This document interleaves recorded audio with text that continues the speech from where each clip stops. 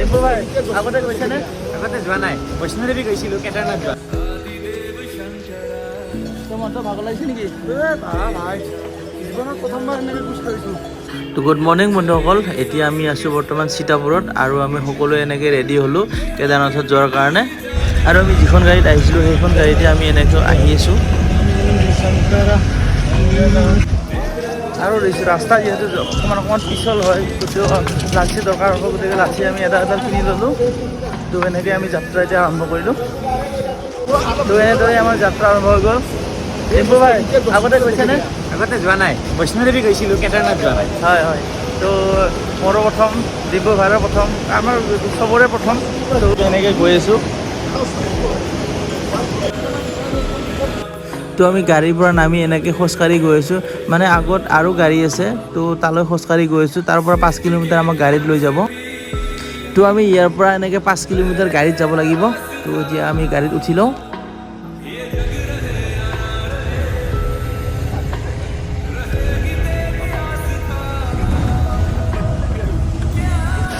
তো আমাক 5 কিলোমিটাৰটো গাড়ী লৈ আহিলে আৰু আমি বাকীখিনি এতিয়া প্ৰায় 22 কিলোমিটাৰ আমি এনেকৈ খোজকাঢ়ি যাব লাগিব।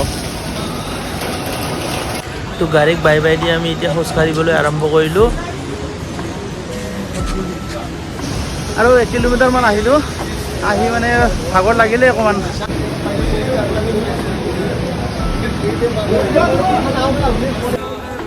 গা ধুব লাগিছিলে। এইবোৰ গা ধুলে নেকি? আৰু এটা আচৰিত কথা, এই পুখুৰীটোত মানে 12 মাহে মানে এনে গৰম পানী ইয়াত থাকিয়ে পোৱাই যায় গৰম পানী। আৰু যিহেতু আমি আহোঁতে হোটেলত গা পা ধুই আহিছোঁ, গতিকে আমি ইয়াতে গা নুধোঁ, অকণমান এনে পানী ছটিয়াই কেনে অলপ পবিত্ৰ হৈ লওঁ। গৰম গৰম পানী। আৰু এনেকৈ আমি প্ৰায় কেই কিলোমিটাৰমান আহিলোঁ, আহি মানে অকণমান ভাগৰ লাগিছে, একাপ লাল চাহ খাই লওঁ। আৰু লাল চাহ একাপ খাই আমি এনেদৰে এতিয়া আগবাঢ়ি আছোঁ। আৰু উদ্ধাৰকাৰী দল হিচাপে মানে NDRFৰ মানুহ এনেকৈ থাকেই ইয়াতে। এইটো গেট পালোঁ এটা। আৰু ৰাস্তাটোৰ মানে আধা অংশ ইয়াতে খহি গৈছে, মানে চাইডেদি কিনাৰেদি এনেকৈ যাব লাগিব, নহ'লে কোনোবাই পৰি যাব। আৰু এনেদৰে আমি আহি আছোঁ, আৰু যেন আমি গৈ থকাৰ মানে সকাহ দি আছে এই নিজৰাকেইটাই।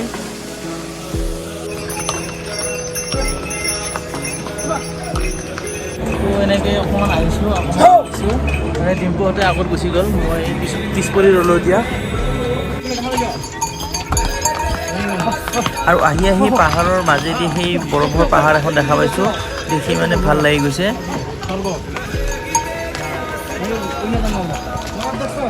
তো আপোনালোকে যদি খোজকাঢ়িব ইয়াত নোৱাৰে না, তো কথাটো টেনশ্যন নাই, এনেকৈ ঘৰত আহিব পাৰিব এনেকৈ।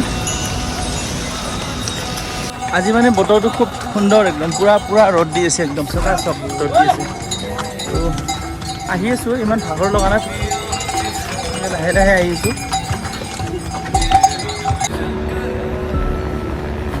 তো ইয়াতে হেলিকপ্টাৰৰ ব্যৱস্থা আছে, তো আপোনালোকে যদি খোজকাঢ়িব নোৱাৰে তেতিয়াহ'লে হেলিকপ্টাৰতো আহিব পাৰে।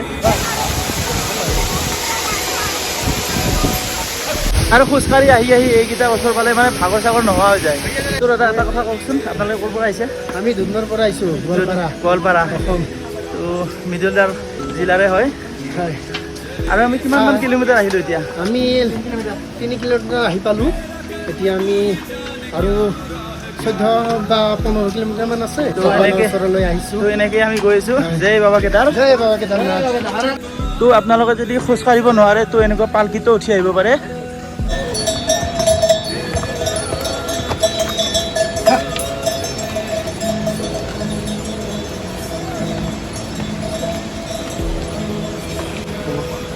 তো এনেকৈ মানে যিবিলাক ফিজিকেল হেণ্ডিকেপ হয় বা খোজকাঢ়িব নোৱাৰে, তো তেওঁলোকৰ কাৰণে এইবিলাক।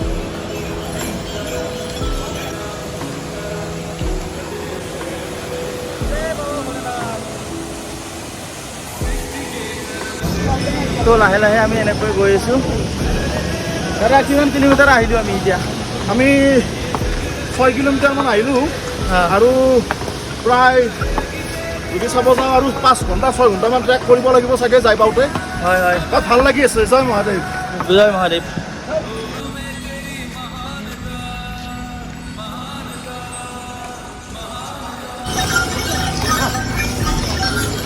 ভাগৰ লাগিল অকণমান ধুই লৈছোঁ। তো মোৰ বেগটো মানে বহুত ওজন হৈছিলে, আনোতে কিবা কিবি কাপোৰ ভৰাই আনোতে বেছি ওজন হৈছিলে, সেইকাৰণে এই দাদাৰ তাত দি দিলোঁ। মানে 400 টকা বিচাৰিছে, পূৰা ওপৰলৈকে লৈ যাব। তো বেগটো ইয়াতে উঠাই দিলোঁ, মানে বেগটো দিয়াৰ পিছতে এতিয়া মানে খালী খালী লাগিছে, এতিয়া মজাকৈ খোজকাঢ়িব পাৰিছোঁ, ভাল লাগিছে।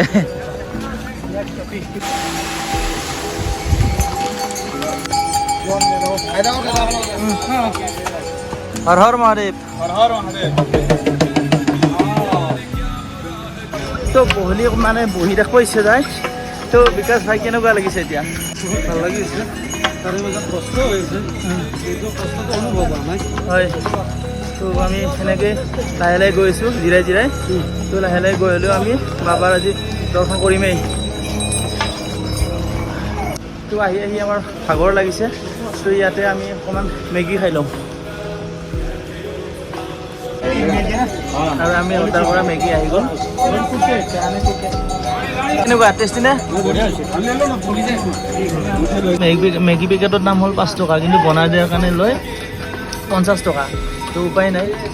আৰু মেগী বুলি নহয়, ইয়াতে সকলো বস্তুৰে দাম, যিহেতু ওপৰত আনোতে কষ্ট হয়, গতিকে অকণমান দামটো বেছিকৈ লয়।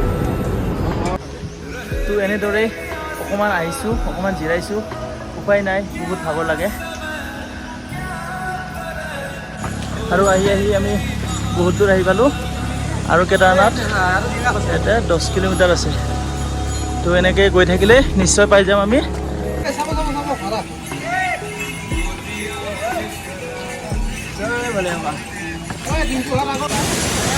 আৰু আহি থাকোঁতে এনেকুৱা সুন্দৰ সুন্দৰ নজৰাবিলাক দেখা পাই আহিছোঁ আমি। তো চাওক, সুন্দৰ এটা নিজৰা পালোঁ।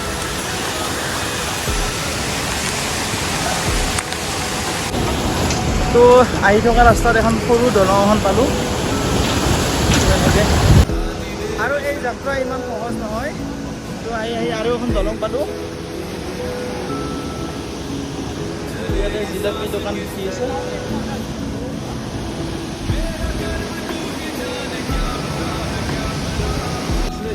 আহি আহি ইমান ভাগৰ লাগিছে ন। তো এই এনেকুৱা চকী বা এনেকুৱা বনাই থোৱা দেখা পালে মানে বহিব ইচ্ছা যায়। তো অকণমান বহিয়ে লওঁ। এই যাত্ৰা ইমান সহজ নহয়। আৰু এইটো চাওকচোন, 4জন মানুহে কেনেকৈ উঠাই লৈ আছে। মানে আমি নিজৰ দেহাটোকে আমি ভালকৈ খোজকাঢ়িব পৰা নাই। চাওকচোন। তো আহি আহি আৰু কেদাৰনাথলৈকে 8 কিলোমিটাৰ আছে, মানে 4-8 কিলোমিটাৰ আছে। এনেকৈ আমি এতিয়া গৈ আছোঁ, উপায় নাই, সেনেকৈ লাহে লাহে গৈ আছোঁ। তো কেদাৰনাথৰ ৰাস্তাবিলাক এনেকৈ হঠাৎ শিলবিলাক ওপৰৰ পৰা নামি আহে, চাফা কৰি আছে।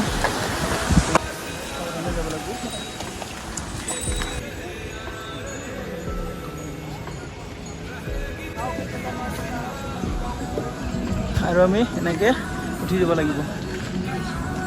তো ৰাস্তা চাওক, লেণ্ডশ্লাইড হৈ পূৰা খহি গৈছে এইবিলাক।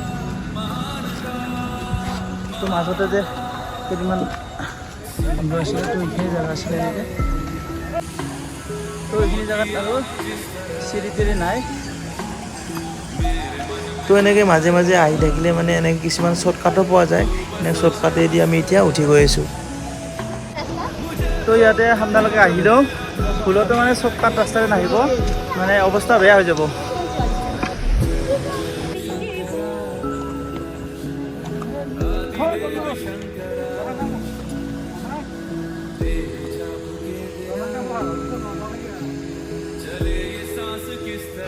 আৰু কেদাৰনাথৰ মানে বৰষুণ দিলে এনেকৈ লেণ্ডশ্লাইড হয়, মানে লেণ্ডশ্লাইডটো মানে ভাত খোৱাত পানী খোৱাৰ নিচিনা হৈছে, হঠাৎ মানে এনেকৈ হৈ যায়। তো আহি আহি মহন্তক লগ পালোঁ, মহন্ত ইয়াতে বহি আছে। তো আমি কিমান কিলোমিটাৰ আহিলোঁ বৰ্তমান? 12 কিলোমিটাৰমান আহিছোঁ। তো কেনেকুৱা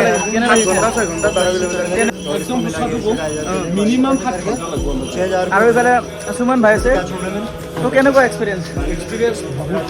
এইটো এটা মহাযাত্ৰা। তো আমি আহি আহি আৰু এখন দোকানত সোমালোঁ, মানে ইয়াতে আৰু অকণমান মেগী খাই যাওঁ। যিহেতু ইয়াতে ভাত খাব নোৱাৰি, ভাত খালে মানে পেটটো ডাঙৰ হ'লে খোজকাঢ়িব নোৱাৰিম, গতিকে মেগীকে অকণমান খাই যাওঁ।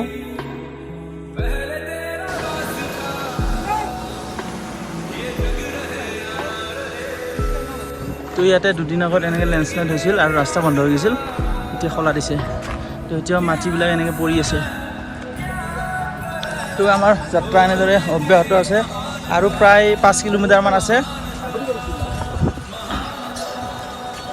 তো মনটো ভাগৰ লাগিছে নেকি?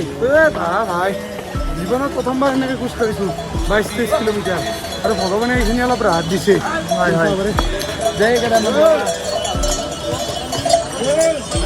তো কেইদিনমান আগত ইয়াতে ডাঙৰ লেণ্ডশ্লাইড হৈছিলে, তো এতিয়া কাম কৰি আছে, এইবিলাক পূৰা খহি গৈছিলে।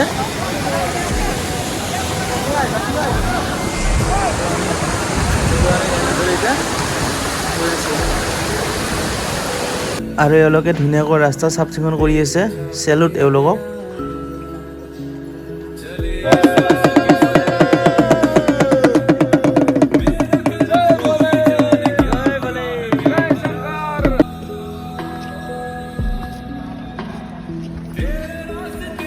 ওপৰৰ পৰা এনেকুৱা দেখি তো আহি আৰু বেছি নাই, 4 কিলোমিটাৰ আছে, বৰ্তমান চাব পাৰে। আৰু এই পাহাৰৰ ওপৰত এইকেইটা ঘোঁৰা ঘাঁহ খাই আছে, কিমান ওপৰত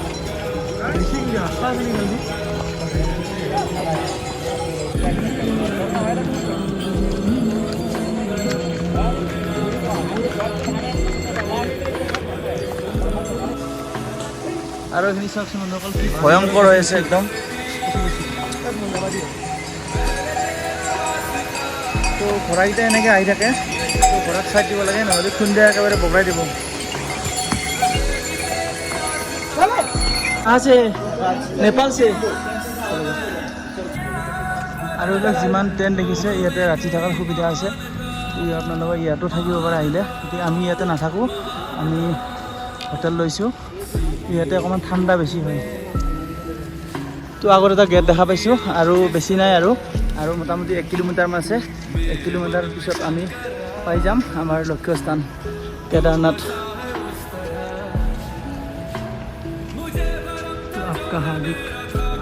আৰু এইখন হ'ল হেলিপেড, মানে হেলিকপ্টাৰত অহা মানুহবিলাকক ইয়াতে নমাই দিয়ে, আৰু ইয়াৰ পৰা প্ৰায় 600 মিটাৰমান খোজকাঢ়ি যাব লাগে মন্দিৰলৈ।